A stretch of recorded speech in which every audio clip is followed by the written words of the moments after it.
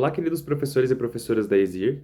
Hoje nós vamos estudar e revisar os materiais que iremos utilizar na lição de número 6 do Pequeno Pesquisador. Essa lição ela vem tendo por título Os Filhos Perdidos. Então, o verso para memorizar ele se encontra no livro de Lucas, no capítulo 15 e no verso 20, que diz assim: A seguir, levantou-se e foi para o seu pai. Estando ainda longe, seu pai viu e, cheio de compaixão, correu para o seu filho e o abraçou e beijou. Então essa lição ela vem falando do filho pródigo, uma história bastante conhecida por nós. Então, ao final do estudo dessa lição com as crianças, eles deverão conhecer o grande amor que Deus tem por cada um de seus filhos aqui neste mundo e também sentir gratidão por esse amor que Cristo tem demonstrado para com todos nós e sentir a responsabilidade de retribuir esse amor para com todos ao nosso redor.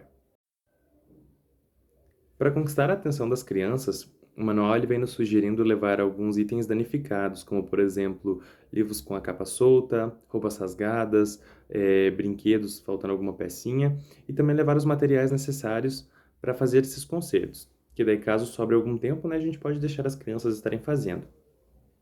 Então a gente vai perguntar para elas o que elas fariam para poder fazer esses concertos e se isso também exigiria muito trabalho, se demoraria muito para poder fazer o reparo nessas peças.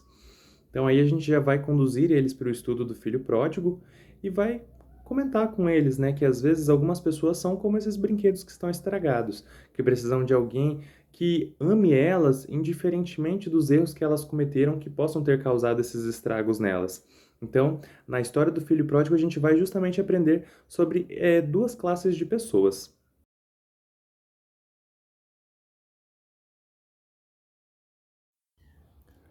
Então, para a gente apresentar a lição para as crianças, a gente pode estar fazendo da seguinte forma. A gente pega o texto de Lucas, do capítulo 15, do verso 11 até o verso 32, e a gente pode estar fazendo uma leitura dramatizada, onde a gente vai separar as crianças, né? Cada uma com o seu personagem, referente à história do filho pródigo, e pedir para que elas façam essa pequena encenação. E até vai ser melhor, porque vai ajudar elas na fixação dessa história, né? E a gravar os conceitos básicos que a gente quer ensinar para eles a respeito disso. Então, aí na página 50 tem o roteiro, caso os irmãos queiram, né, imprimir, levar para as crianças irem lendo, né, conforme vão apresentando, lá tem a historinha completa. E na página 51 tem uma outra atividade bem interessante que a gente pode estar passando para eles, que são algumas perguntas. Então a gente vai.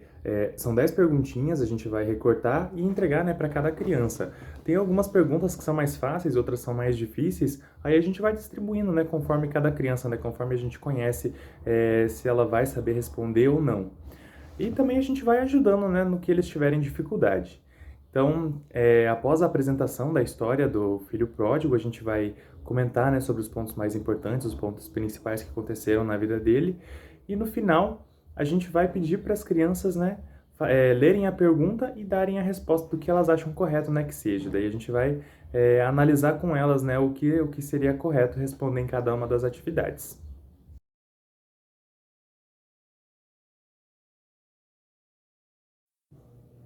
Agora, aplicando a lição que nós aprendemos, nesse momento a gente pode fazer de uma forma bem dinâmica com as crianças. Então, a gente pode estar perguntando para elas, né, quem o pai representa, que nesse caso, né, representa Deus, quem os filhos representam, que representa nós.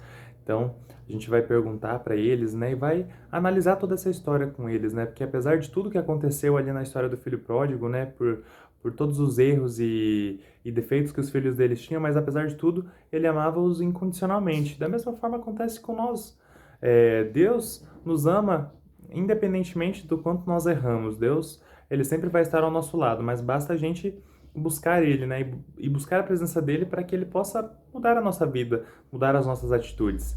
Então, nesse momento a gente pode até fazer uma oração com as crianças e conversar com elas, né? Falar que se elas lembrarem de alguma coisa que elas tenham feito, elas podem pedir perdão para Deus em oração, né? Não precisa falar em público, né? Uma oração particular de cada um. E abrir o momento que qualquer um deles que quiser fazer alguma oração de agradecimento a Deus também vai ter a oportunidade de fazer.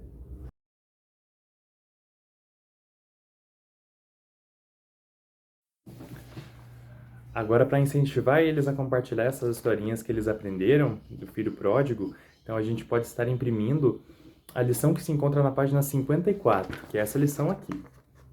Então a gente pode entregar para que elas resolvam em casa, com algum coleguinha, com algum amigo, com o vizinho. Então, e também incentivar eles a explicar essa história que eles aprenderam sobre o amor de Deus, o amor que Deus tem por nós, e também convidar esses amiguinhos para que eles possam estar vindo também participar da escolinha, né? Que será uma bênção. Que Deus nos ajude então nesse trabalho, que venhamos estar sempre buscando a presença de Deus para que essa obra venha ir avante.